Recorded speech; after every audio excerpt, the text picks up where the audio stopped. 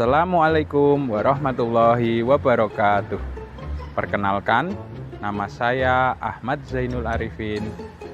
Saya mengajar di SDN 2 Karangjati, Blora. Saat ini, saya sedang melaksanakan uji kinerja praktek pembelajaran PPG dalam jabatan Batch 1 di Universitas Islam Negeri Salatiga tahun 2024. Dalam uji kinerja kali ini, saya menggunakan materi menyayangi anak yatim bab 1 kelas 5 semester 1. Assalamualaikum warahmatullahi wabarakatuh. Assalamualaikum.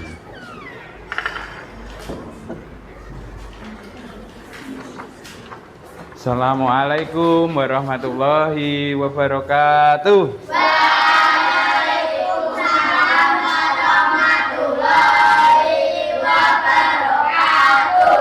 Alhamdulillah bertemu lagi anak-anak dengan Pak Arifin.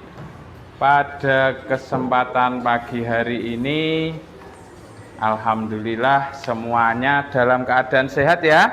Alhamdulillah. Adakah di antara kalian yang tidak masuk di sini? Tidak ada, alhamdulillah masuk semua. Sehat semua ya? Coba sebelum pelajarannya nanti dimulai, kalian cek kerapian diri kalian masing-masing. Bajunya sudah rapi apa belum? Terus kolong-kolong meja itu dilihat, coba ada kotorannya apa enggak. Kalau ada silakan dibuang. Udah ya, rapi semua, alhamdulillah udah bersih semua. Siap menerima pelajaran? Siap. Alhamdulillah. Baiklah, untuk mulai pelajaran pada pagi hari ini, sebelumnya kita berdoa dulu agar ilmu kita nanti bisa bermanfaat untuk kita dan mendapat ridho Allah Subhanahu wa taala. Berdoa silakan dipimpin oleh ketua kelas Mas Dirya. Berdoa mulai. A'udzu billahi minasyaitonir rajim. Bismillahirrahmanirrahim. Alhamdulillahirabbil alamin. Arrahmanir rahim. Maliki yaumiddin. Iyyaka na'budu wa iyyaka nasta'in. Ihdinas siratal mustaqim. Siratal ladzina an'amta 'alaihim ghairil maghdubi 'alaihim waladdallin. Amin. Raditu billahi rabban wa bil islami dinan wa bi Muhammadin nabiyyan wa rasulan. Rabbi zidni ilman warzuqni fahma. Amin ya rabbal alamin. Amin. Ya, terima kasih atas doanya Mas Dirya telah dipimpin untuk meningkatkan rasa cinta kita terhadap negara ini, nusa dan bangsa. Mari sebelum itu kita menyanyikan lagu wajib nasional, yaitu Garuda Pancasila. Oke, 1, 2, 3. Garuda Pancasila, akulah pendukungmu, patriot proklamasi, setia berkorban untukmu. Pancasila dasar negara, rakyat adil makmur sentosa, pribadi bangsaku. Ayo maju, maju, ayo maju, maju, ayo maju, maju. Oke, terima kasih. Anak-anak sekalian, pada hari ini kita akan belajar tentang surat Al-Ma'un, tentang menyayangi anak yatim. Nanti sesuai dengan yang ada dalam surat Al-Ma'un. Terus juga nanti di dalam surat Al-Ma'un apa saja pesan-pesan pokoknya itu. Untuk itu, sebelum mulai pelajarannya, Pak Arifin coba tanya, kalian tahu nggak apa pesan utama yang ada dalam surat Al-Ma'un? Kalian sudah pernah mendengar surat Al-Ma'un kan? Sudah pernah membacanya kan? Tapi sudah tahu isinya belum? Belum. Nah, nanti apa pesan utama surat Al-Ma'un? Terus kenapa nanti itu penting untuk menyayangi anak yatim? Terus bagaimana cara kita menyayangi anak yatim dalam kehidupan sehari-hari? Itu nanti akan kita bahas semuanya pada pertemuan hari ini. Sebelum itu, Bapak akan menyampaikan tujuan pembelajaran pada hari ini. Tujuan pembelajaran pada hari ini, yang pertama itu kalian bisa menjelaskan pesan pokok surat Al-Maun. Pesan pokoknya itu nanti apa surat Al-Maun. Terus yang kedua, kalian dapat menghargai pentingnya tolong-menolong dalam kehidupan sehari-hari. Yang ketiga, tujuan pembelajaran pada hari ini adalah kalian dapat mencontohkan perilaku menyayangi anak yatim. Nah, untuk pelajaran pada hari ini, yang pertama kita mempelajari surat Al-Maun, tentang surat Al-Maun itu sendiri. Bagaimana surat Al-Maun itu sendiri? Al-Maun artinya apa? Barang-barang yang berguna. Al-Maun itu artinya barang-barang yang berguna. Di sini diambil kata Al-Maun itu dari ayat terakhir dalam surat ini. Di surat Al-Maun itu sendiri merupakan urutan surat ke-107 dalam Al-Quran. Di Al-Quran itu ada berapa? 114 ayat. Dan surat Al-Maun menempati posisi ke-107 di dalam Al-Quran. Jumlahnya ada berapa ayat? 7 ayat. Dan di ayat terakhir ini kata Al-Maun diambil. Artinya yaitu barang-barang yang berguna. Turunnya di kota Makkah. Kota Mekah. Surat Al-Maun turun di kota Mekah, makanya dinamakan surat Makkiyah. Al-Maun tergolong surat Makkiyah. Nah, yang ketiga yaitu menjelaskan tentang ciri-ciri orang yang mendustakan agama. Di dalam surat Al-Maun ini nanti dijelaskan siapa saja golongan orang yang mendustakan agama. Dia beribadah, tapi kok termasuk menjadi golongannya orang yang mendustakan agama. Itu nanti seperti apa dijelaskan dalam surat Al-Maun yang akan kita pelajari. Untuk lebih jelasnya kita sebelum itu membaca surat Al-Maun bersama-sama. Nah, nanti artinya dibaca setelah kita membaca bersama-sama surat Al-Maun. Mari kita baca bersama-sama mulai dari basmalah dulu. Bismillahirrahmanirrahim. Ara'aital ladzi yukadzibu biddin, fadzalikal ladzi yad'ul yatim wala yahuddu ala ta'amil miskin, fawailul lil musallin alladzina hum an sholatihim sahun, alladzina hum yura'un wa yamna'unal ma'un. Artinya, ayat pertama, tahukah kamu orang yang mendustakan agama? Ayat kedua, itulah orang yang menghati anak yatim. Ayat ketiga, tidak mengajukan memberi makan orang miskin. Ayat keempat, maka keselamatan bagi orang-orang yang sholat. Ayat kelima, yaitu orang-orang yang lalai dari sholatnya. Ayat keenam, orang-orang yang berbuat riya. Ayat ketujuh, dan enggan menolong dengan barang berguna. Dengan barang berguna. Nah, ini ayat ketujuh ini. Wa yamna'unal ma'un. Al-ma'un diambil dari kata ini. Artinya barang yang berguna atau barang berguna. Nah, di sini ayat pertama Allah bertanya kepada kita. Bukan berarti Allah tidak tahu ya, tapi Allah mengajukan pertanyaan kepada kita. Tahukah kamu orang yang mendustakan agama? Kalian itu tahu nggak siapa orang yang mendustakan agama? Yukadzibu biddin. Terus dijelaskan oleh Allah, fadzalikal ladzi yad'ul yatim. Itulah yang pertama, itulah orang yang menghardik anak yatim. Nah, yang pertama itu ciri orang yang mendustakan agama adalah yang pertama orang yang menghardik anak yatim.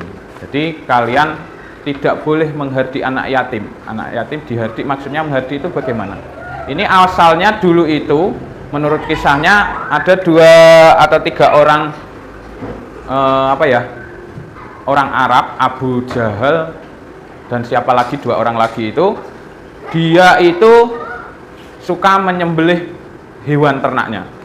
Tapi tiba-tiba didatangi oleh salah satu seorang anak miskin, anak yatim, anak yatim. Dia datang kepada mereka untuk minta sedikit daging kurban itu, daging yang disembelih itu.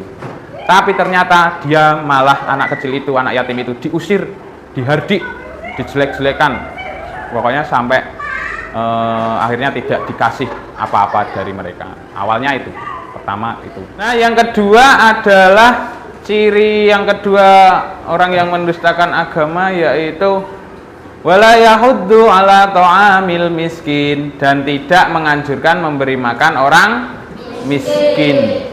Tidak menganjurkan memberi makan orang miskin. Orang miskin harus dikasihani, malah ini tidak diberi makan. Nah, itu termasuk orang yang mendustakan agama. Walaupun kamu beragama dengan baik, secara ibadah baik, tapi kamu enggan memberi makan orang miskin, tidak mau mengasih makan orang miskin, itu termasuk orang yang mendustakan agama.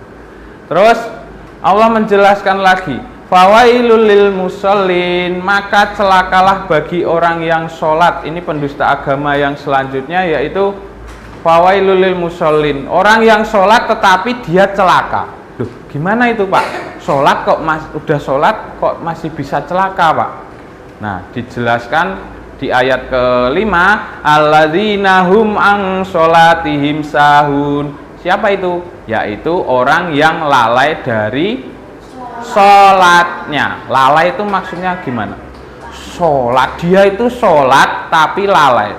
Dia sholat itu sembarangan, kadang tidak di waktu yang pas. Sudah saatnya azan zuhur tapi dia malah terlena, dia malah ditinggal main dulu, ditinggal apa dulu, sampai mendekati asar itu biasanya baru sholat, itu namanya lalai.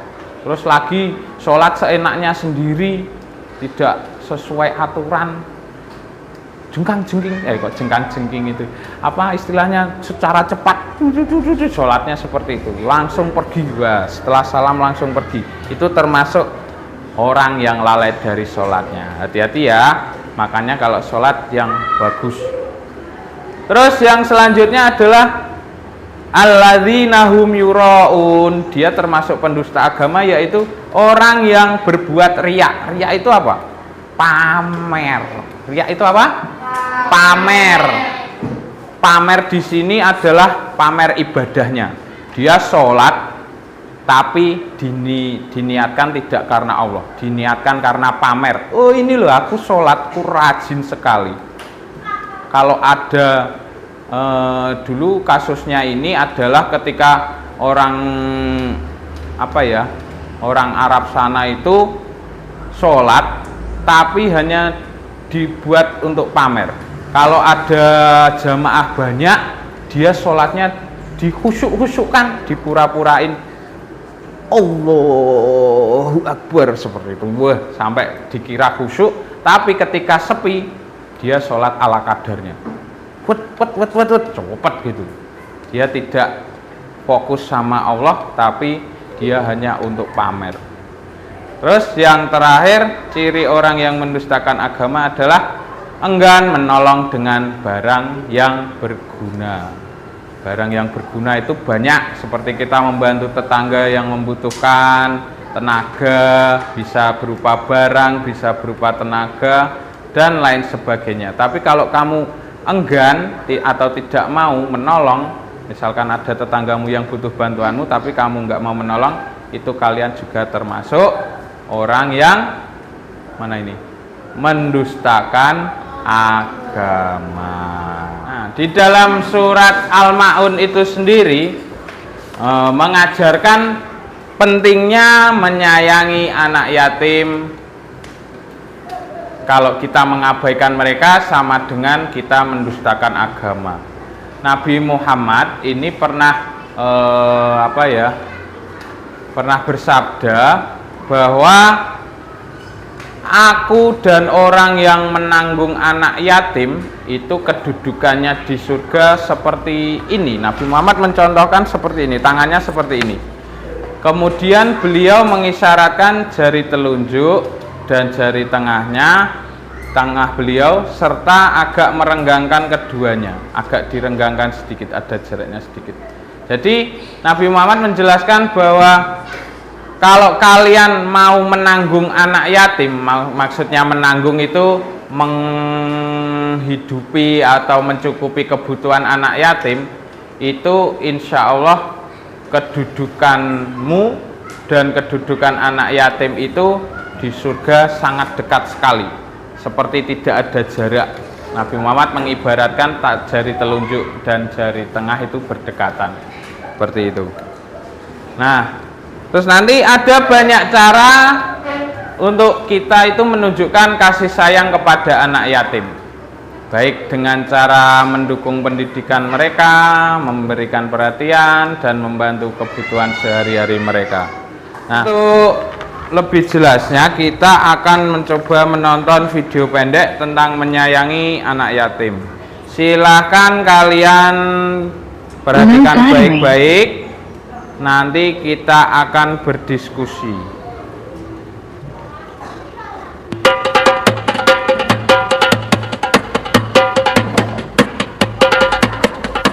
Seperti yang telah kita ketahui, Nabi Muhammad menaruh perhatian yang sangat besar terhadap anak-anak yatim. Pada suatu hari raya, Nabi Muhammad pergi keluar rumah untuk melaksanakan sholat Idul Fitri, sementara anak-anak sedang bermain dengan gembira di jalanan.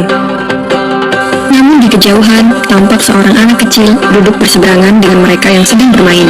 Dengan pakaian sederhana dan tampak mulus, ia menangis tersebut. Melihat hal itu, Nabi Muhammad segera menghampiri anak tersebut, lalu beliau berkata, "Nak, mengapa engkau menangis dan tidak bermain bersama mereka?" Anak kecil low battery bahwa orang dewasa yang sedang berada di hadapannya adalah Nabi Muhammad yang merupakan utusan Allah. Ia pun menjawab, "Paman, ayahku telah meninggal. Ia mengikuti Nabi Muhammad dalam menghadapi musuh di sebuah pertempuran, tetapi ia gugur dalam medan perang tersebut." Nabi Muhammad mendengarkan dengan seksama rangkaian peristiwa dan nasib malang yang menimpa anak tersebut. Anak itu pun melanjutkan ceritanya. "Ibuku menikah lagi. Ia mengambil warisanku yang merupakan peninggalan ayah, sedangkan suaminya mengusirku. Kini aku tak memiliki apapun, dan hari ini aku melihat teman sebayaku merayakan hari raya bersama ayah mereka. Perasaanku dikuasai oleh kehampaan tanpa ayah, karena itulah aku menangis." Mendengar penjelasan dari anak malam itu, hati low battery. Ternyata masih ada anak-anak yatim dari sahabat yang gugur membela agama dan Rasulnya di medan perang yang mengalami nasib malang seperti anak itu. Namun Nabi Muhammad segera menguasai diri. Nabi yang duduk berhadapan dengan anak ini segera menggenggam tangannya. "Apakah kau sudi bila aku menjadi ayahmu, Aisyah menjadi ibumu, Ali menjadi pamanmu, Hasan dan Husain sebagai saudaramu, dan Fatimah sebagai saudarimu?" Tanya Nabi Muhammad. Mendengar tawaran itu, anak itu seketika mengerti bahwa yang dihadapannya adalah Nabi Muhammad SAW. "Kenapa tak sudi wahai utusan Allah?" jawab anak ini dengan senyum terbuka. Nabi Muhammad kemudian membawa anak angkatnya pulang ke rumah. Di sana anak ini diberikan pakaian terbaik, low battery, makan hingga kenyang. Penampilannya diperhatikan, lalu diberikan wangi-wangian. Setelah selesai, ia pun keluar dari rumah Nabi Muhammad dengan senyum dan wajah bahagia. Melihat penampilannya yang sudah berbeda, para sahabatnya yang semua sedang bermain bersama mulai bertanya, "Sebelum ini kau menangis, tapi kini kau tampak sangat gembira." Nah, dari video itu tadi, siapa yang bisa menjawab? Pak Arifin kasih pertanyaan. Apa pesan utama surat Al-Ma'un dari video yang kita lihat tadi itu? Siapa yang bisa menjawabnya? Tunjuk jari. Mbak Anggun, coba. Pesan utama adalah agar kita membantu anak yatim dan orang miskin. Agar membantu anak yatim dan orang miskin. Ya, betul sekali. Kasih tepuk tangan buat Mbak Anggun. Terima kasih. Yang kedua, coba Pak Arifin tanya, kenapa penting untuk menyayangi anak yatim? Coba tunjuk jari. Siapa ya? Coba Mbak Mega dijawab. Silakan Mbak Mega. Karena mereka membutuhkan perhatian dan kasih sayang dari kita. Karena mereka membutuhkan kasih sayang dan perhatian dari untuk mereka. Ya, betul sekali. Beri tepuk tangan untuk Mbak Mega. Jawabannya betul. Nah, sekarang saya bagi menjadi kelompok kecil. berdiskusi tentang bagaimana kita bisa menerapkan ajaran surat Al-Maun dalam kehidupan sehari-hari. Untuk nanti itu, nanti kalian bisa mencari di buku paket. Silahkan buku paketnya keluarkan dulu nanti untuk bahan diskusi, untuk mencari jawaban dari diskusi. Untuk itu kelompok saya bagi, sini kelompok 1, di sini kelompok 2, dan di sini kelompok 3. Oke, silahkan kalian berdiskusi tentang bagaimana kita bisa menerapkan ajaran surat Al-Maun dalam kehidupan sehari-hari. Itu caranya bagaimana? Kalian diskusikan bersama kelompok kalian, nanti ditulis di selembar kertas. Nanti kalian perwakilan satu kelompok perwakilan per kelompok maju satu orang.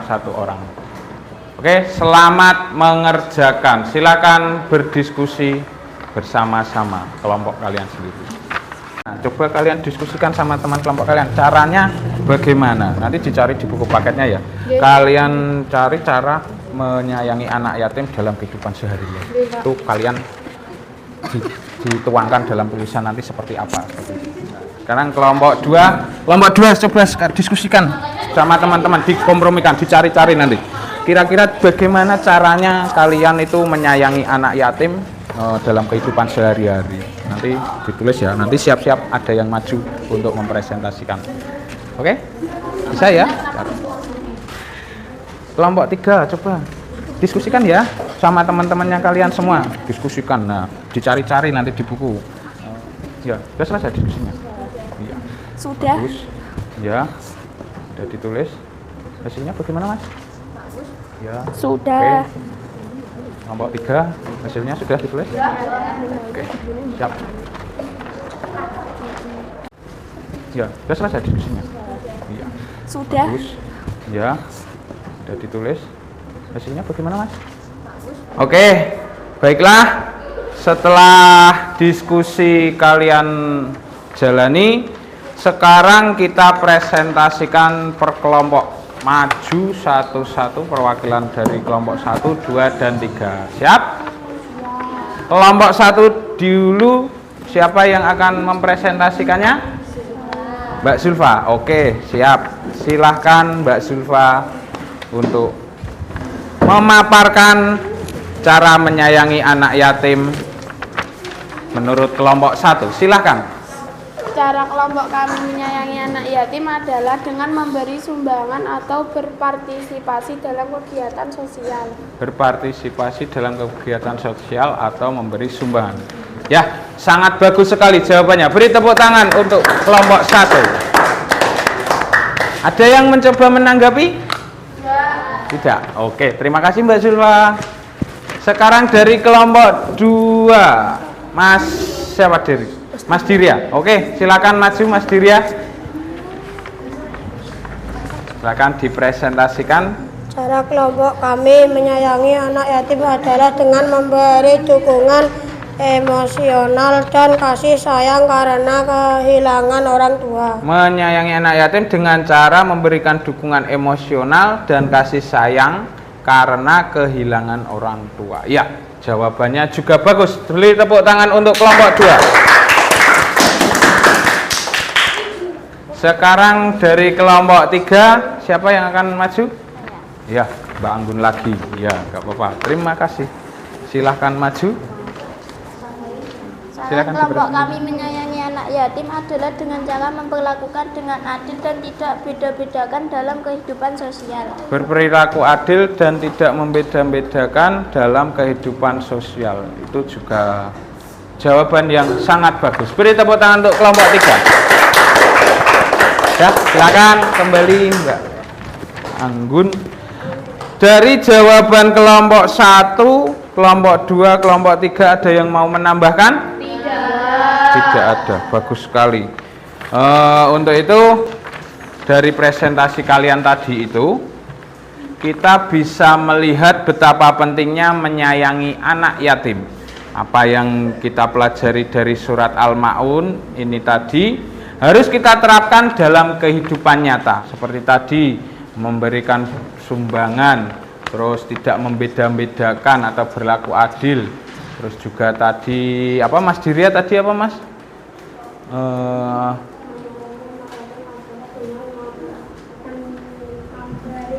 Memberi dukungan secara emosional itu sangat berharga untuk anak yatim. Nah, bagus. Semoga setelah pelajaran ini kita semua bisa lebih peduli lagi terhadap anak yatim. Selanjutnya kita simpulkan pelajaran pada hari ini tentang surat Al-Ma'un yang kita pelajari ini tadi.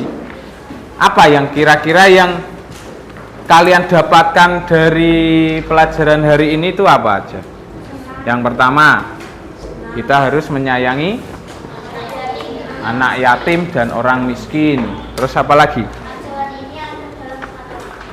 Ya, betul, ajaran itu ada dalam surat Al-Ma'un. Terus apa lagi? Banyak sekali.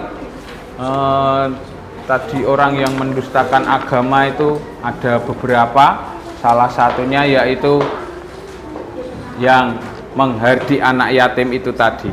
Terus sekali. Jadi kalian sudah bisa menangkap apa yang kita pelajari hari ini semuanya. Adakah pertanyaan yang ingin diajukan? Tidak ada, sudah cukup jelas ya tentang materi surat Al-Ma'un dari awal tadi hingga akhir. Agar lebih kalian mendalami materi yang kalian terima tadi, Bapak akan memberikan sebuah tes untuk kalian kerjakan supaya Bapak tahu sejauh mana kalian bisa menyerap pelajaran yang kalian terima hari ini. Masing-masing satu orang ya. Coba nanti ini dikerjakan dengan baik soalnya.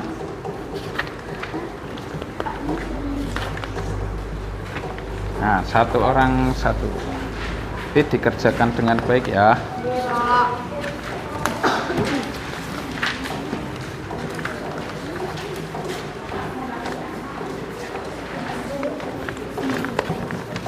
Satu orang satu, nanti dibagi sama jajarannya ya. Ini juga sama jajaran ya. Nah, itu ada beberapa soal di situ, nanti kalian kerjakan dari yang Romawi 1, Romawi 2, dan Romawi 3. Nanti sejauh mana saya bisa mengetahui kalian menerima pelajaran pada hari ini sejauh mana. Oke? Silakan dikerjakan. Bisa mengerjakan ya? Bisa. Bentar lagi akan saya ambil. Kalau sudah selesai, silakan dikerjakan dengan baik. Ya, belum sih, sebentar lagi. Masih ada waktu sebentar lagi. Ya.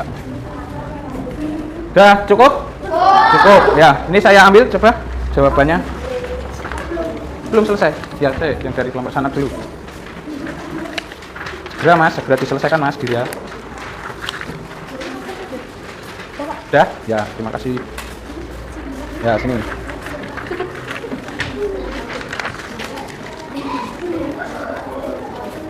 Ya, terima kasih. Nanti akan saya koreksi.